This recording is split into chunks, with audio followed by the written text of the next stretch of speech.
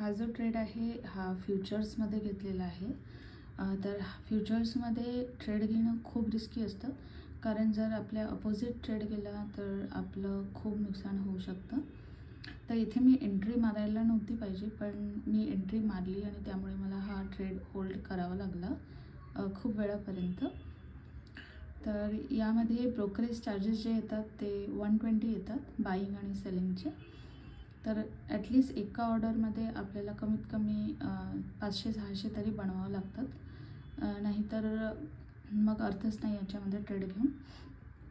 तर जेव्हा तुमचा शुअर शॉट असतो, जेव्हा तुम्हाला पोझिशनल ट्रेड घ्यायचा असतो, तेव्हा तुम्ही फ्युचर घेऊ शकता, पण यामध्ये तुम्हाला रिस्क अँड रिवॉर्ड फॉलो करणं खूप गरजेचं आहे।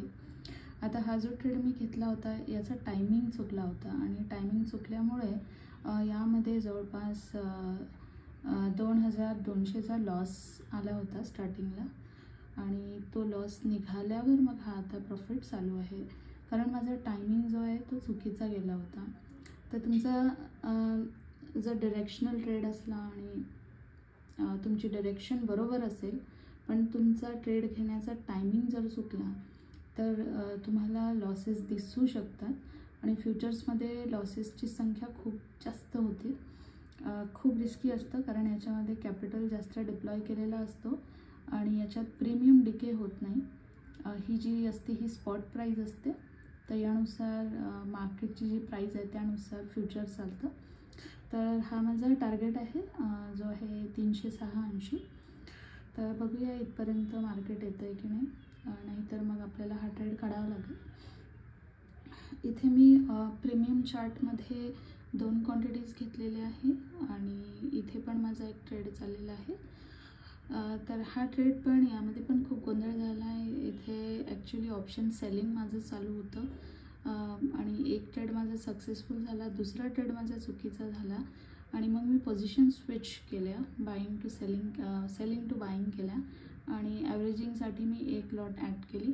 पण काय झालं की मार्केट थोडंसं रिव्हर्स केलं, आणि त्यामुळे यामध्ये पण 1000 ते 1500 असा लॉस दिसत होता, आणि तो काढून आता हा प्रॉफिट चालू आहे।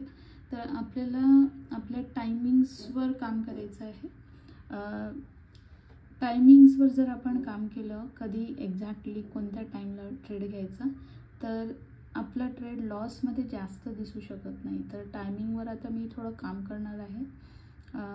आधी मी डिरेक्शनवर काम करायची, की ज्या पण डायरेक्शनमध्ये मार्केट जाणार आहे तिथे मला पॉईंट्स कसे मिळतील यावर माझं जास्त भर असायचा, पण आता मला टायमिंग्सवर काम करायचं आहे, कारण दोन्ही ट्रेड्समध्ये जे टायमिंग्स आहेत ते माझे चुकले आहेत। तर जसं जसं मी टायमिंगवर काम करेल तसं लॉस मला इथे कमी दिसेल।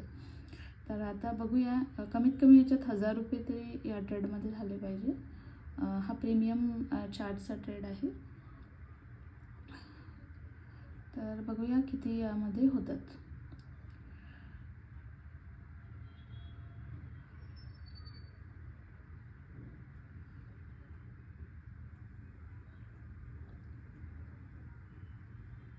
खूप वेळ लागतो यात प्रॉफिट मिळण्यासाठी, पण तरीसुद्धा आपण होल्ड करूया हा ट्रेड आणि बघूया की काय होतं या ट्रेडमध्ये। लेवल्स याच्या भरपूर वरच्या साईडचे आहेत, पण रिजेक्शन मार्केट सारखं देतं आणि मार्केट सारखं खाली येते। तर इथे होल्ड टाईम जो आपला आहे तो थोडा जास्त होणार आहे, कारण रिजेक्शन मार्केट सारखं देत आहे। रिजेक्शन कॅन्डल्स तुम्ही बघू शकता, हा लॉसमध्ये चाललेला आहे, आणि इथे पण तुम्ही बघू शकता की मार्केट मागे गेलेलं आहे, पण इथे गॅप सोडलेली आहे। इथे तुम्ही बघू शकता की मार्केटने थोडी गॅप सोडलेली आहे। आता तुम्ही म्हटले असेल की हा जेवढा आला तेवढा प्रॉफिट बुक का नाही केला किंवा ट्रेल का नाही केला। नॉर्मली हे फ्युचर्स असतं, आणि फ्युचर्समध्ये मला मल्टिपल ट्रेड्स नसते करायचे, कारण याच्यात ब्रोकरेज चार्जेस 120 येतात। तर एकच टार्गेट मला चांगला सॅटिस्फॅक्टरी प्रॉफिटचा पाहिजे असतो याच्यामध्ये, तर मी ट्रेडला होल्ड करते। पण तुम्हाला जर स्मार्ट वर्क करायचं असेल तर जेवढा येतो तेवढा ग्रॅब करा, आणि जेवढं मागं जातं मग रिएंट्री मारा, तसंही तुम्ही करू शकता। पण मला या फ्युचर्समध्ये 10 वेळा घेणं आणि मग एक्झिट करणं हे नाही आवडत। एक लंबा टार्गेट मला आवडतो।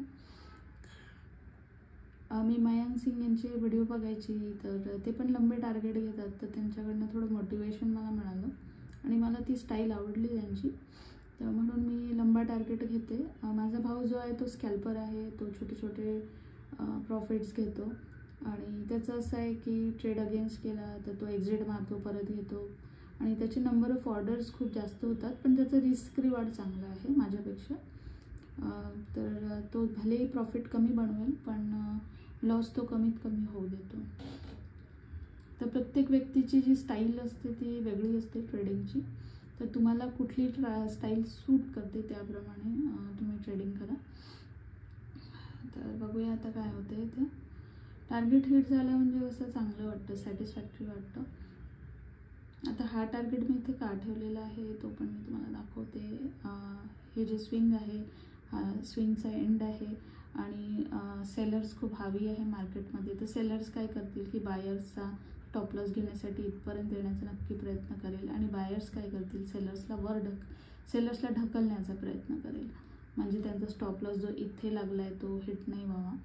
पण तरी बघूया, सेलर्स काय यांना सोडणार नाही आहेत, सेलर्स खूप हवी आहेत मार्केटमध्ये.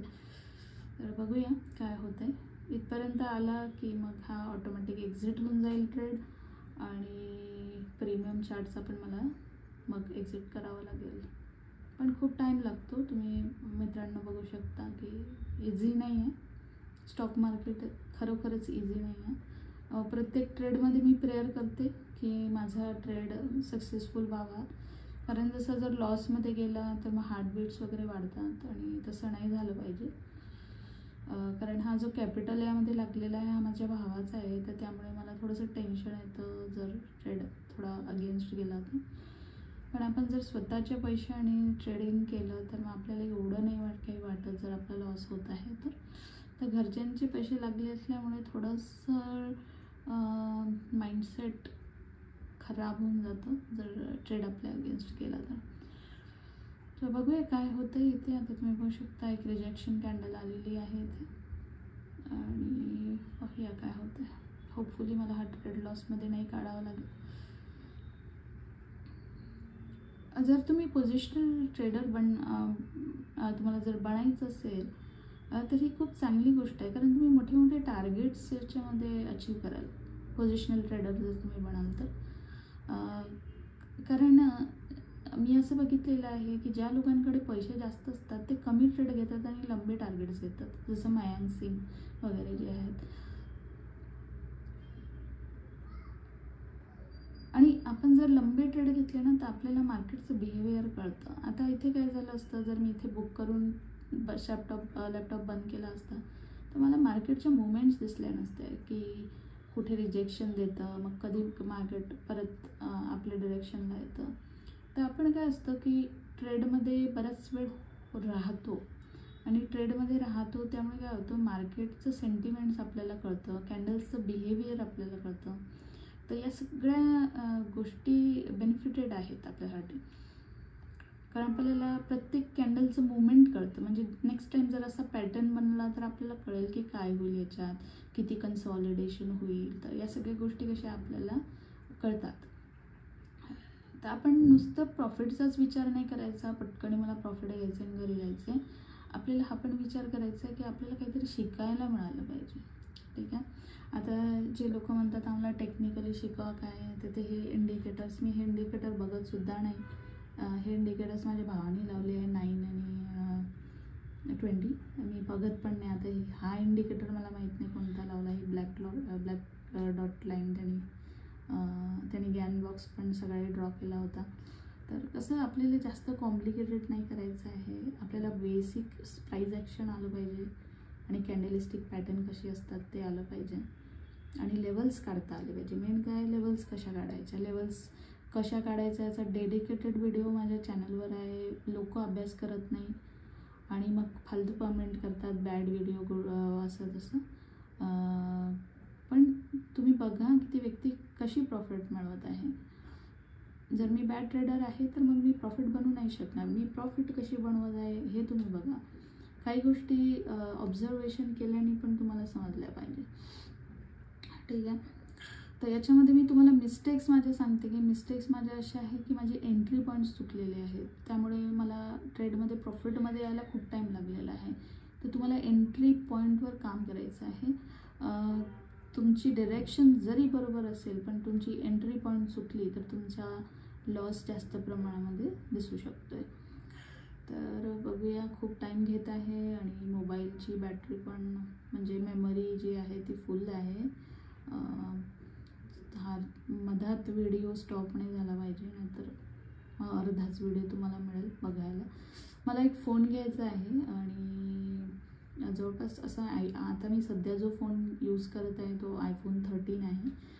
4-5 वर्षापासून मी यूज करत आहे. थोडंसं कीपॅडमध्ये प्रॉब्लेम झालेला आहे, तरी पण चालू आहे. पण यामध्ये ना की जास्त स्पेस नाही मिळत मला. तर माझी इच्छा आहे की मी एक दुसरा घ्यावा. अँड्रॉइडच घेणार आहे मी 10,000पर्यंत. आणि बघूया, तो जर फोन आला तर सगळे व्हिडिओज मी त्याच्यामध्येच हे करणार आहे, रेकॉर्ड. म्हणजे मला कसे लंबे व्हिडिओ तुम्हाला दाखवता येईल. तुम्ही बघू शकता फ्युचर्सचा ट्रेड आहे.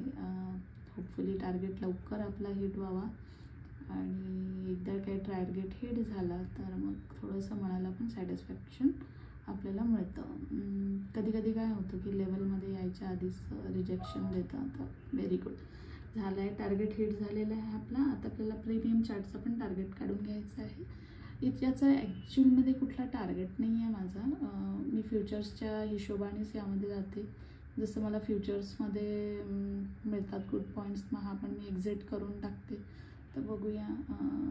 आता काय होतं, एक गडबड अशी होते की असं वाटतं की राऊंड नंबर बनवावं. तर इथे 1800 झालेले आहेत. तर मग असं माइंड काय म्हणतं, अरे 1800 झाले, राऊंड नंबर बनवा, 2000 बनवा. आपण होल्ड करतो आणि मग ट्रेड खाली येऊन जातो. तो एक प्रॉब्लेम आहे, त्याच्यातून कोणीच निघू शकत नाही. आता बघा 1400पर्यंत हे आलं होतं. तशी याची लेवल बघितली प्रीमियम चार्टची तर ही आहे, ठीक आहे. पण मी हीच लेवल बघूया आता काय होते. प्रीमियम चार्ट्सचं तुम्ही होल्ड पण करू शकता, नाही का, मिळालं तर चांगलं पण तुम्हाला मिळू शकतं. तर बघूया काय होतं याच्यामध्ये. प्रॉफिट आपला गेला नाही पाहिजे. आता लाल रिजेक्शन कॅन्डल आली आहे थोडीशी, बघूया बघा. पण इथे वीक बनला आहे तर वर जाण्याची अजून शक्यता आहे. पाहूया काय होतं आहे. इथे तुम्ही बघू शकता मार्केटने असा पुल बॅक दिलेला आहे. हे पण येईल, परत जाईल वर, बघूया काय होतं आहे. बरेच मोठा पुल बॅक झालेला आहे. बघूया, कमीत कमी 2000 तरी मिळाले पाहिजे. खूप वेळचा मी हा जो ट्रेड आहे तो होल्ड करत आहे, तर कमीत कमी 2000 तरी मला मिळाले पाहिजे.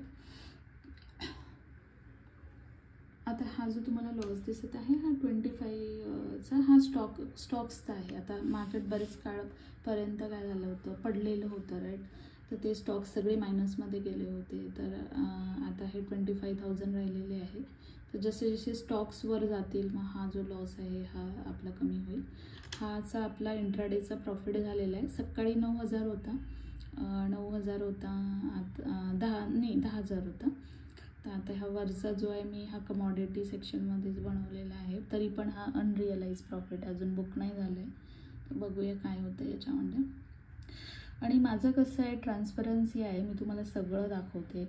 बरेच लोक कोणते स्टॉक्स घेतले काहीच दाखवत नाही. जे मोठे मोठे ट्रेडर्स आहेत ते बिलकुल दाखवत नाही कोणते स्टॉक्स घेतले, आणि लोकांना शिकायला काहीच मिळत नाही. पण माझं असं ट्रान्सपरन्सी आहे, मी सगळं तुम्हाला दाखवते की काय चुका केल्या, किती प्रॉफिट बनवला, किती लॉस बनवला, हे सगळं मी दाखवते. पण माझ्या चॅनलवर आता